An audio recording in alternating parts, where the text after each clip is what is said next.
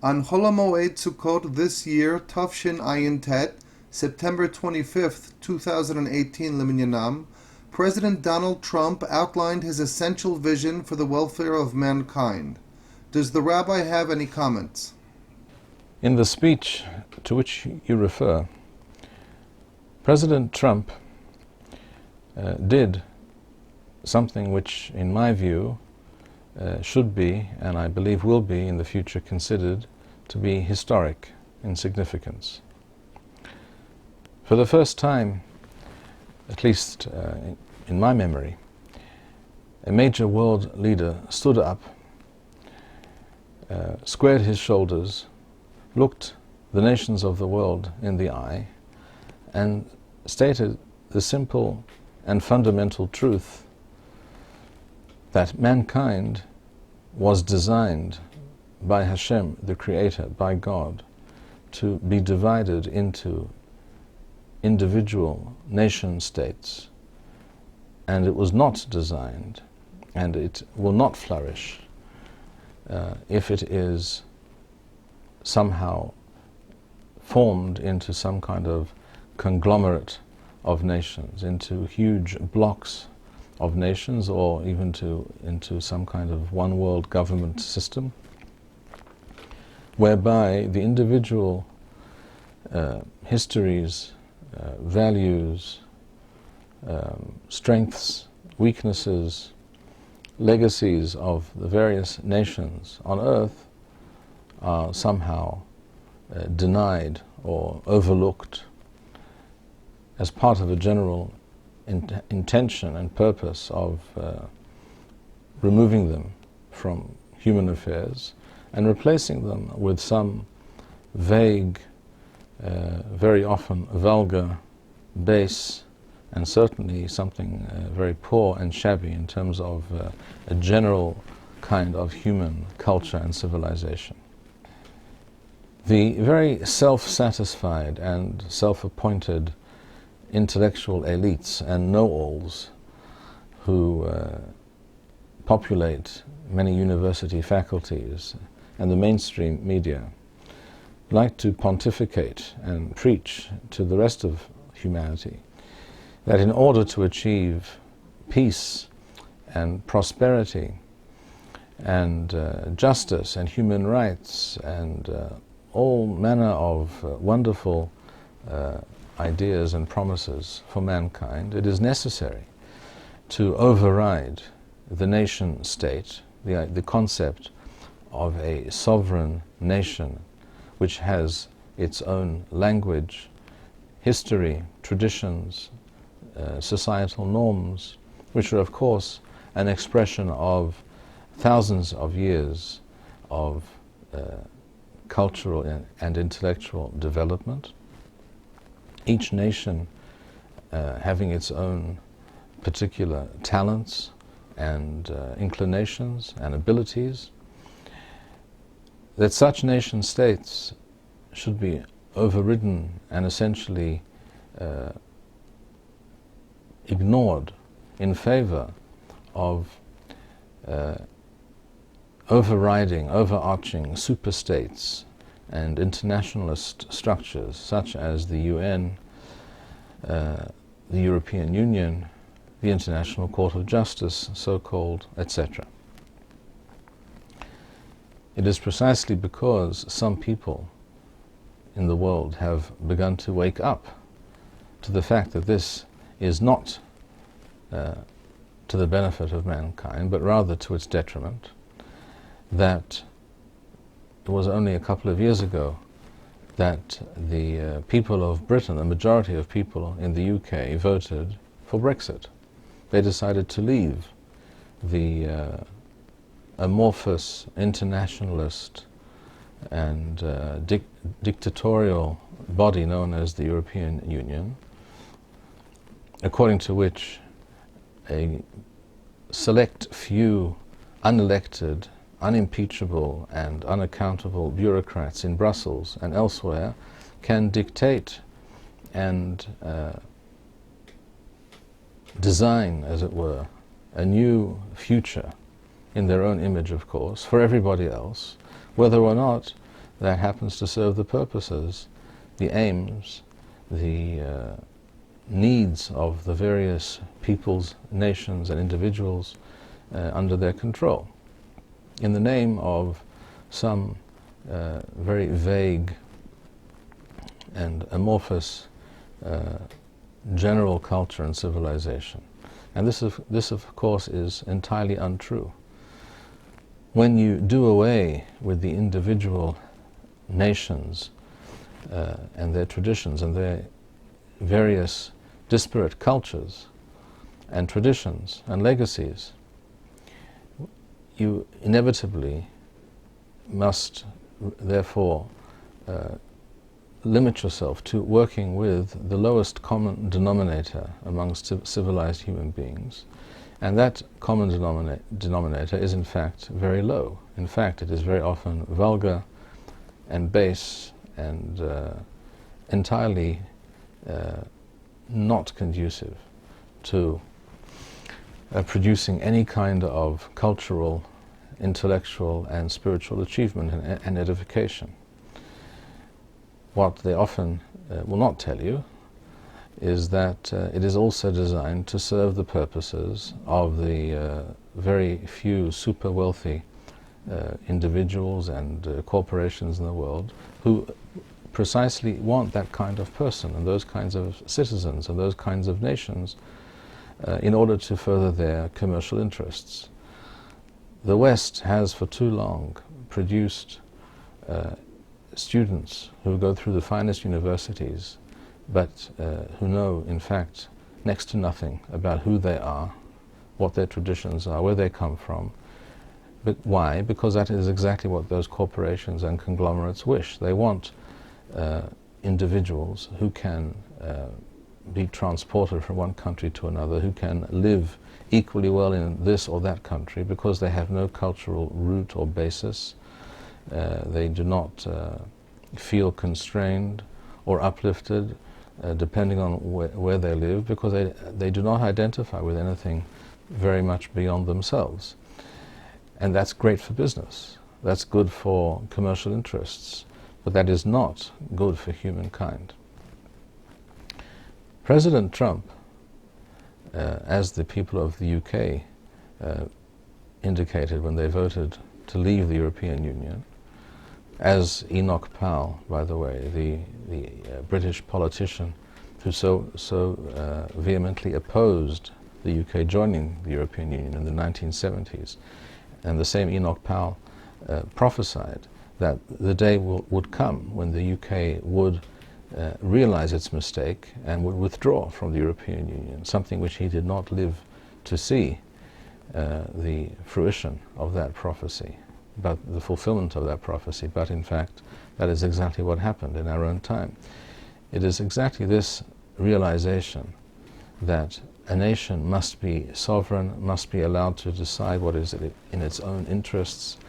It cannot have faceless, unelected officials in other countries deciding for those separate nations, those nation states, which of their laws they will be able to live by, and which of their laws will be superseded by the laws and regulations that those bureaucrats decide everyone has to live by. That very same realization was at the basis of Donald Trump's statement to the UN.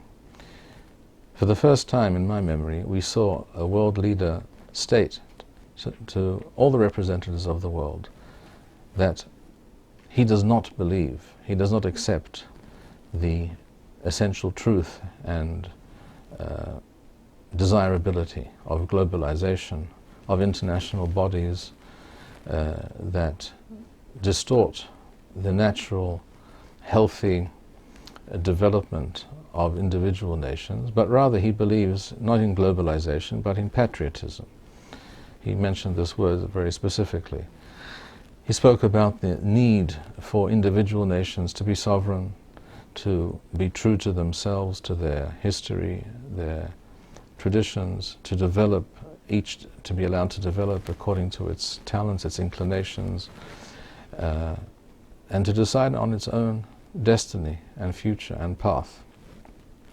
And when nations, all nations, are allowed to function in such a way, the overall result will be a better world for all of humanity. All nations, each with their own cultures and histories, etc., have something to contribute to mankind as a whole, and they are only able to fully develop their talents, their strengths, and their abilities when they are allowed to function and develop as nation states, as sovereign, independent groups of people who have common bonds of history, language, culture, etc. Then, and only then, can nations thrive and do that which is good for both themselves and for the rest of the world. When the attempt is made to override this God-given system, and it is no mistake and no coincidence that President Trump explicitly invoked God's name at the end of his address, when this God-given system and design for mankind is overridden, is considered to be passé and not at all in the interests of the international community, and in its place we have various forms of dictatorship and political and legal constructs that aim to impose all manner of regulations and norms, and to essentially deny both individuals and nations their sovereignty and freedom. When that agenda is followed, rather than enriching and edifying humankind, the opposite is the case. When you must do away with all the differences between the various nations and work only with the lowest common denominator, that is exactly what you end up with, something which is low, base, and a very poor and shabby kind of civilization that cannot lead to any great cultural, intellectual, or spiritual achievement. Now, I assume that some will ask, how do you know that this is God's design for mankind? That the concept of individual nations being defined as such and acting as separate sovereign entities is the way that Hashem, the Creator, planned and wishes for the world to function? I would answer very simply, this is what we find in the Torah. One could also say that this is what we find throughout human history, and that it is only that history and that reality that has existed up to the present time that has enabled various nations to produce amazing cultural, intellectual, and spiritual achievements. But it is also written explicitly in the Torah. In Sefer Bereshit, the book of Genesis, 10th chapter, it states, Pasuk He, verse 5, after Noah and his family are saved from the flood, Me'ele nifradu yeh hagoyim ba'arsotham, ish lilshono, lemishbechotham begoyehem. It speaks about humanity being founded upon groups of families which then grow into tribes and nations. Each of those groups has its own language, as we discussed, its history, and this is a process that has been unfolding for thousands of years, and this is how the Torah describes humanity spreading out and developing and progressing throughout human history from that time to the present.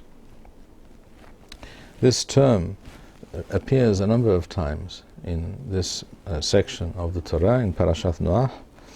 It talks also later in verse 20 about the various families, لمشبحوثام للشونوثام, according to their language groups, بأرسوثام, in their lands, بغويهم, according to their peoples.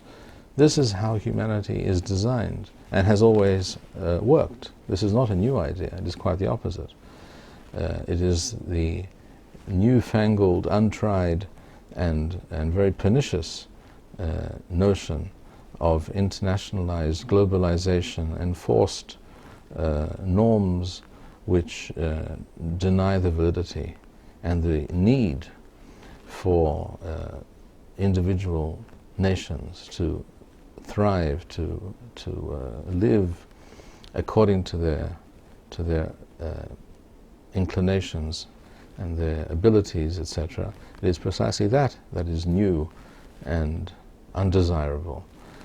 The way the world has always worked is exactly according to the model of the nation state, the sovereign nation, each nation following its own path.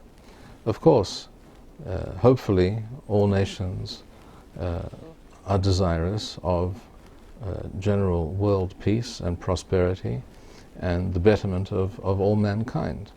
But there are differences between nations, between ethnic groups. There are huge differences between the various cultures and traditions, and they must be allowed to develop organically, naturally, over time, as they have always done. And it is only in that way that humankind will progress and be able to fulfill its true potential. We see this concept mentioned also at the end of the Torah. In Parashat Ha'azinu, in the book of Deuteronomy, Devarim, chapter 32, Perek Lamed Bet, Pasuk Heth, verse 8. Banhel alyon goyim, bahafrido b'nei adam, yasev gavolot amim lemispar b'nei Israel. This pasuk speaks about the division of humanity into various groups in their various lands, etc. This is how Hashem planned and laid out the foundation for humankind to conduct its affairs and to progress each along its own path to the general welfare and benefit of all. Donald Trump, who it is fair to say is an unusual and sometimes rather surprising individual. It is also fair to say that on occasion he is vulgar. It is also fair to say that he does not follow and act in a manner which all people find reasonable or are not comfortable with. And despite all of these things, it is also a fact that it seems that Hashem chooses certain messengers throughout history to raise certain ideas, to disseminate certain concepts throughout the world, not necessarily according to the way we see them and judge them. Few of us probably would have chosen Donald Trump as the messenger to bring these ideas, to make these very true and essential statements to mankind. We would have chosen probably someone quite different. But we don't run the world. Hashem does. And Hashem has placed these words into the mouth of the President of the United States, and he has put on notice all the world that he does not accept, he does not believe in the validity and the truth or the desirability of the internationalist, superstate, globalization, one world government approach to humanity. He believes in the ancient and divinely ordained system of sovereign nation states who develop according to their abilities and traditions, and each therefore also finds its correct and proper place in the forward march of humanity. That is America's agenda, so announced Donald Trump, and that should be the agenda of all people. It certainly goes without saying must be the agenda of the Jewish people, because it is true, as the Torah tells us quite explicitly, and as human experience and wisdom has shown. This is the way forward for humanity. And therefore I consider that speech to be an historic event. It may have been ignored by many and therefore be unknown to many, but it is an historic event, and it will be spoken of, I believe, for years and for generations to come. The production of these videos and maintaining this channel demands much time and money. If you enjoyed this video, please show your appreciation and support.